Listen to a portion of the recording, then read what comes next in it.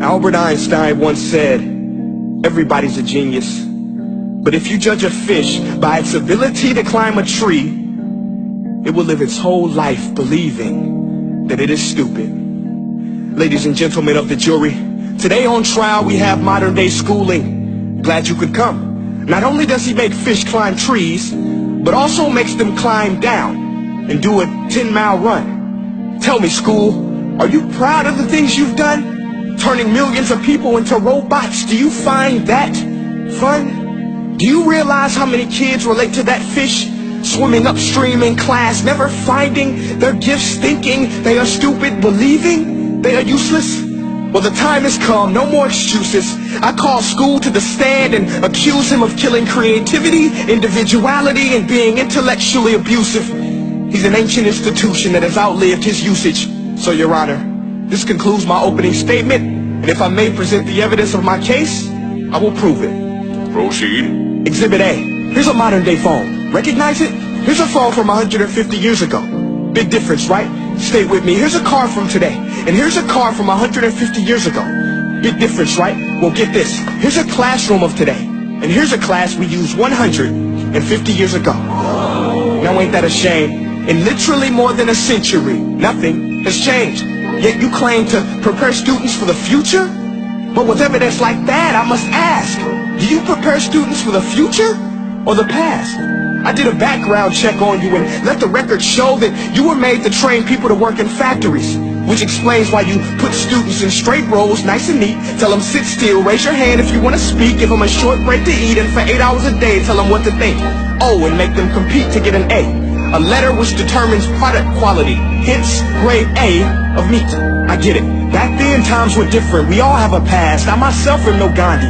But today we don't need to make robots zombies. The world has progressed, and now we need people who think creatively, innovatively, critically, independently, with the ability to connect. See, every scientist will tell you that no two brains are the same, and every parent with 2 or more children will confirm that claim. So please explain why you trick students like cookie cutter frames or snapback hats, giving them this one-size-fits-all crap. Watch your language. Sorry, Your Honor, but if a doctor prescribed the exact same medicine to all of his patients, the results will be tragic. So many people will get sick, yet when it comes to school, this is exactly what happens, this educational malpractice, where one teacher stands in front of 20 kids, each one having different strengths, different needs, different gifts, different dreams, and you teach the same thing the same way? That's horrific.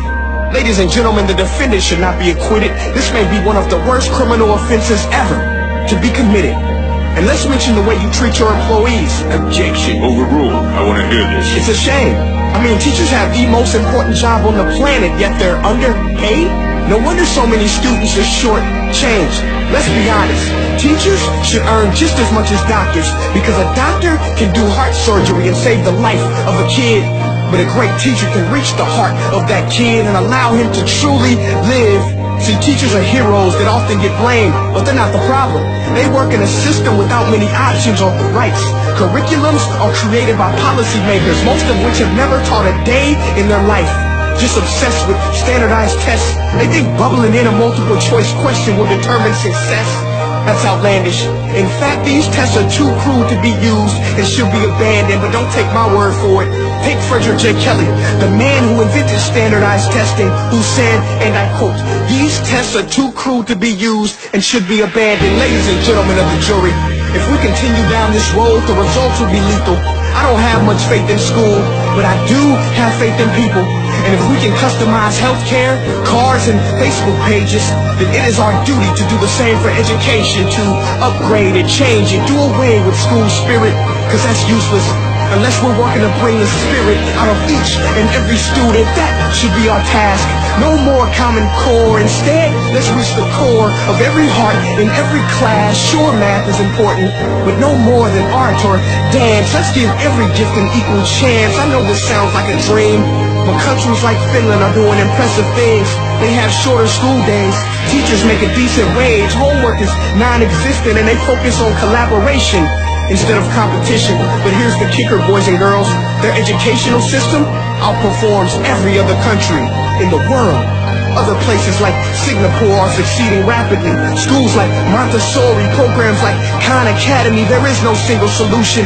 But let's get moving, because while students may be 20% of our population, they are 100% of our future. So let's attend to their dreams, and there's no telling what we can achieve. This is a world in which I believe, a world where fish are no longer forced to climb trees. I'll rest my case.